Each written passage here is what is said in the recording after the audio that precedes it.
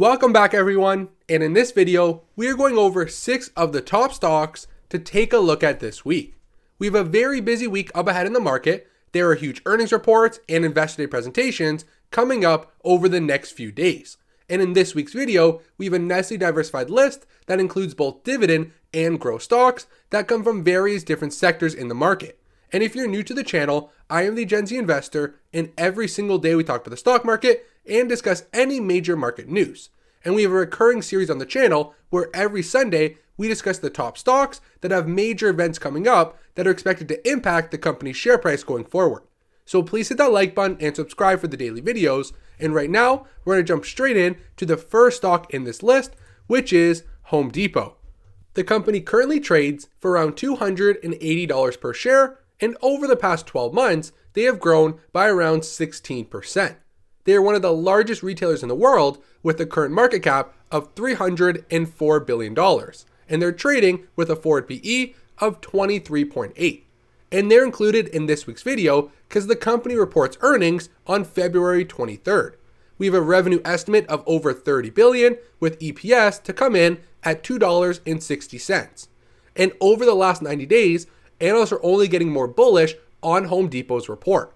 We've seen 20 upward revisions in EPS expectations and 0 downward revisions. So over the past 3 months, they're only raising their expectations for Home Depot's latest report. And if we take a look over the past 4 quarters, we've seen 3 beats and 1 miss. And over this next report, we're expecting 14% year-over-year growth in earnings per share. And if we take a closer look at Home Depot's stock price over the past year, the company's been trading sideways. From their high they set back in August of 2020 at around $290 per share, the company is actually down just over 4% at this current level. So if you're a believer in Home Depot and you think the company's going to report a strong quarter, that may start setting the share price even higher once again, and getting in this week may be a very attractive level for this retail giant. And Home Depot is also one of the strongest dividend growth companies on the market right now. If we take a look at their dividend scorecard, they have a current yield of 2.1%. It only makes up 50% of their net income, giving them a ton of room to reinvest back in the business and a lot of leeway to continue to grow that dividend to investors each and every year. And what's really impressive with Home Depot is that their 5-year dividend growth rate is at over 20%. So although that starting yield at 2% right now is on the lower end, that annual income is compounding at a terrific rate year over year, and averaging over 20% dividend growth is absolutely incredible for such a large retail company. And going forward, over the next 5 years, analysts are predicting around 9.7% per year share price growth, and the company is currently rated as a buy. And the current share price of around $280 sits well below the 12-month price target of around $307 per share, leading to a ton of short-term potential upside. And if we take a look at Home Depot stock, they have been one of the best performing companies over the long term as well. Over the past 5 years, the share price has grown 132% overall, and over the past decade, they are up 635%. And this is a company that I believe will continue to grow at a nice rate over the long term, because in-person retail for Home Depot stores, I do not see going away. Although there might be some decline due to e-commerce, the products that Home Depot sells are really in-person demand shopping. It's going to be very hard to decide what you need for your project at home from your computer without going in and seeing it in the store. So I think as a whole, the in-person aspect of Home Depot's business will always be around, just due to the nature of the products that they sell in their stores. This is one of the strongest dividend companies on the market. I own them in my personal portfolio, and I'm very looking forward to the earnings report this week, and I may add to my existing position, especially because the company is trading sideways over the past few months. So definitely keep your eye on HD this week. And now if we move on to the second company in this video, we have one of the fastest growing growth companies on the market right now in Spotify. The company currently trades for around $364 per share under ticker SPOT, and over the trailing 12 months, they have grown 147%, which is absolutely insane. And their current market cap comes in just above $67 billion. And this company is the leader in the digital music, podcast, and audio space. And if we take a look, they're included in this week's episode because they're hosting their virtual Stream On event, followed by an Investor Day presentation on February 22nd, where they're going to outline the future of the company going forward and some upcoming major events. And this company has also been posting some record growth numbers as well. If we take a look at their Q4 2020 report, we can see that their total monthly active users grew 27% year over year, which is absolutely incredible. And the company's total revenue grew 17% year over year as well, and their gross margin also improved. So overall, the company still continuing to expand their business at a very fast rate, and every single one of their metrics are improving in the double-digit range. And if we take a look at their income statement, year over year, total revenue continues to expand. Over the trailing 12 months, they've generated more than $9.6 billion in total top line that continues to grow at a massive rate year over year. And going forward, that massive growth is not expected to slow down. If we take a look at analyst predictions for the full 2021 fiscal year, they're predicting 19.7% annual revenue growth, and for 2022, another 19% increase. So for the next few years, we're still expecting some mass expansion in the total revenue number. And this is definitely an interesting week to keep your eye on Spotify. With these two major events and the investor discussion, I think it may bring up a ton of future growth points for the business and may send the share price much higher than where we are today. I don't think there's many competitors that can do what Spotify is doing, and once the company becomes profitable, I think they're going to be a leader in the audio space for many years down the road. So this is definitely a growth company to keep on your watch list this week. And now if we transition into the third company in this episode, we have NVIDIA, ticker NVDA, currently trading for $597 per share. And the company over the past year has grown by over 88%. And if you don't have enough capital in your portfolio to invest in one full share of any of the companies we went over today, remember, with fractional trading, you can invest with as little as $1, and most brokerages are offering those fractional shares on their platform right now. And although NVIDIA has seen such terrific performance over the past year, if we take a closer look at the one-year chart, we can see that from their high back in early September 2020, the company's only up 4%. So over the past 6 months, they've really been trading sideways with not a lot of movement. So I think the company still may be at an attractive level if you want exposure to this high growth tech name. And if we take a look, their current market cap is at $367 billion, and they're trading on the high side with a forward PE above 61. And although this company does pay a dividend, it is extremely tiny, only up a 0.11% current yield, so I really ignore it when I'm discussing NVIDIA because of how tiny that dividend really is. And if we take a look, they're included in this week's episode because they share their latest earnings after market close on February 24th of this week.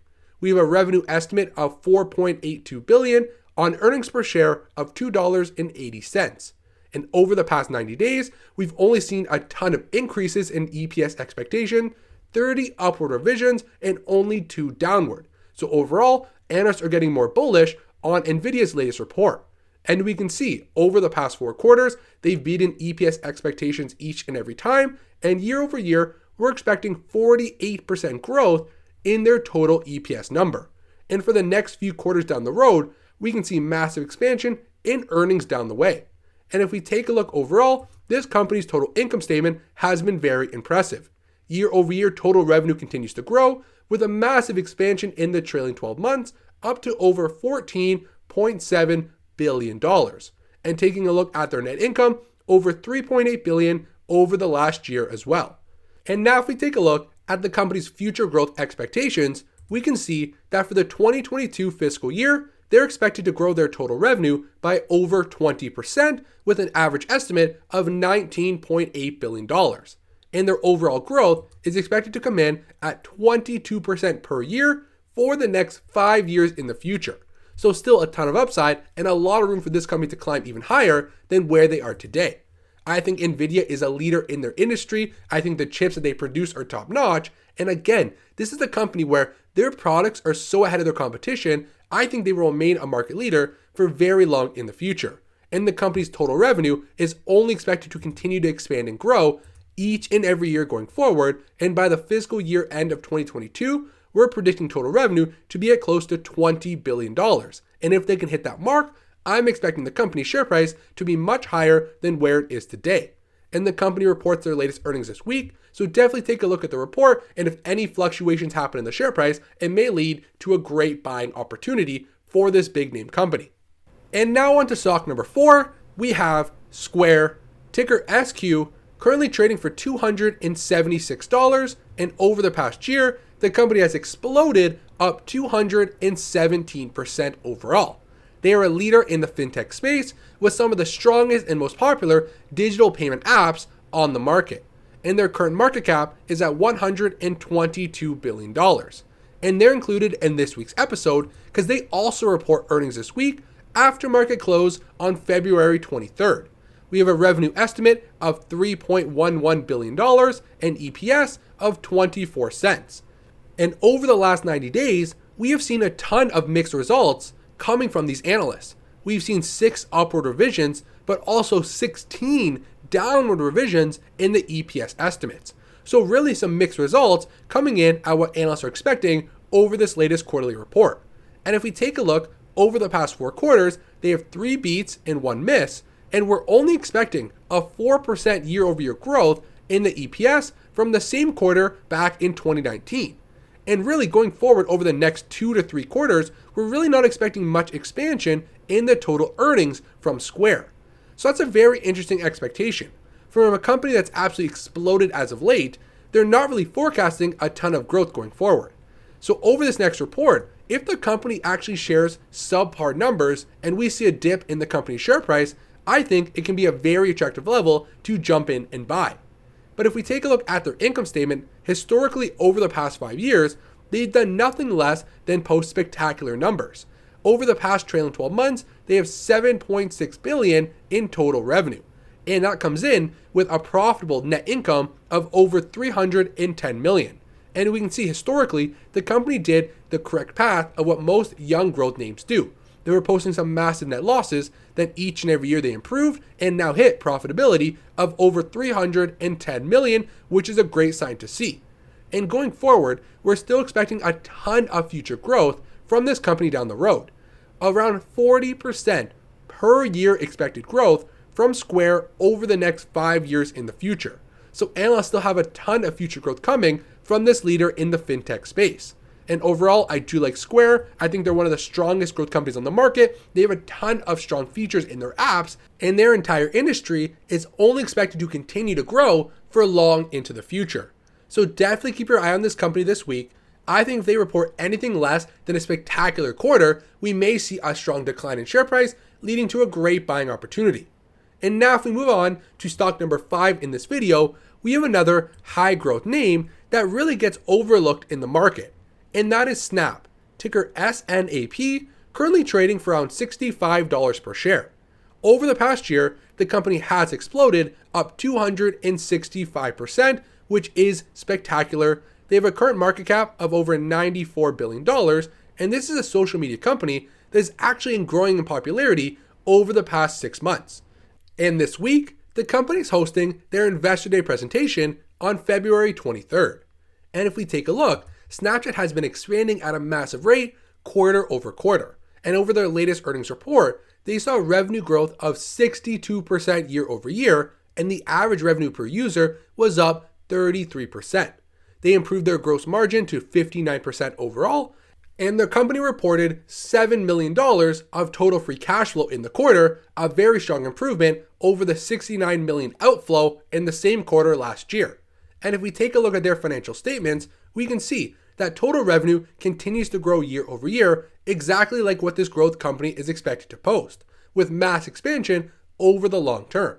And if we take a look at their net income, the company is still losing money, but in the right trend. They lost $3.4 billion back in 2017, but each and every year, they're actually losing less and less money as time goes on.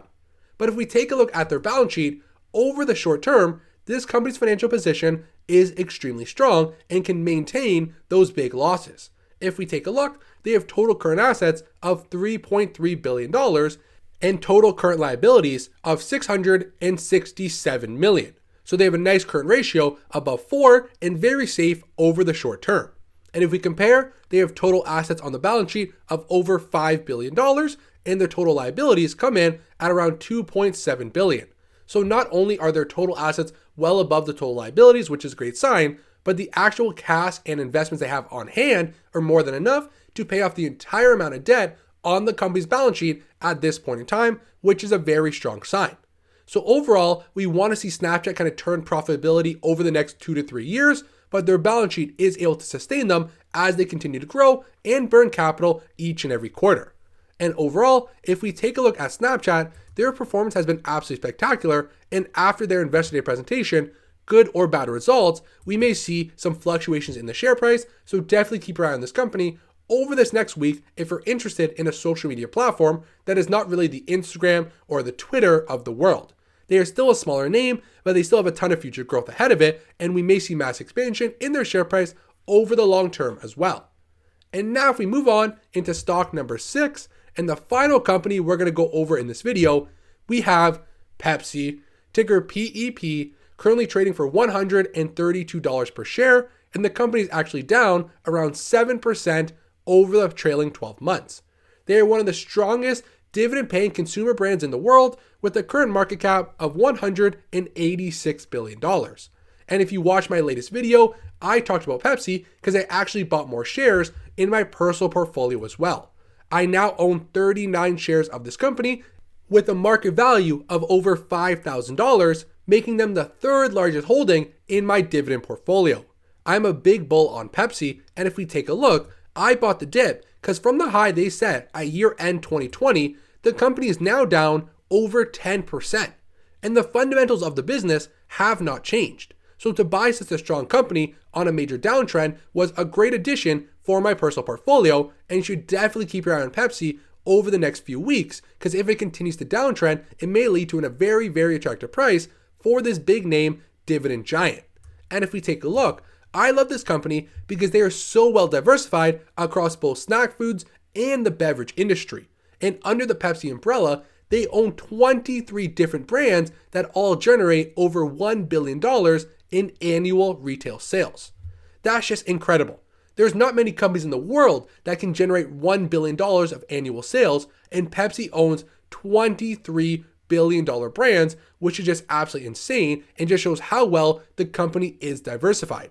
Over 2020, they generated more than $70 billion of revenue, and if they own $23 billion brands, that just shows that this $70 billion is not tied to only one or two main products that drive the business forward. Pepsi has such a wide product mix that if one or two names start to decline, the overall business will not be impacted in such a harsh way. Their products are sold in more than 200 countries all around the world, and they generated more than $10 billion in operating profit in 2020. And of course, what's really impressive about Pepsi is their dividend history. Right now, the shares have a current yield of around 3%, which is an average yield or slightly on the high side compared to where the market is right now. And they grow that dividend, averaging 9% growth over the past 7 years. And what's extremely impressive is their 49 consecutive years of dividend growth. That just shows over the past half century, through every recession and depression, not only have they continued to pay that dividend to investors, but they grow it each and every year as well, which is absolutely insane. And that just shows how strong and how well-rounded Pepsi is as a company, and I love to own these big solid names in my personal portfolio. So I just bought more shares of Pepsi over the past week, and I think going forward, I may even add to my position again over the next few days if the company continues to decline in share price, just because I think Pepsi is going to be around for decades, and I think getting into a major name on a massive decline is exactly what you're supposed to do on the stock market, is buy the dip. So thank you for watching, everyone. That was the 6th and final company we're going to discuss in this video. We do this series every single Sunday just to inform you of what's going on over the next few trading days. Like we saw, we have some big earnings reports, a couple of Investor Day presentations, and we also went over a company that's on a major downtrend that may be worth a buy at these current levels. So please hit that like button and subscribe. I am the Gen Z Investor, and see you in tomorrow's video.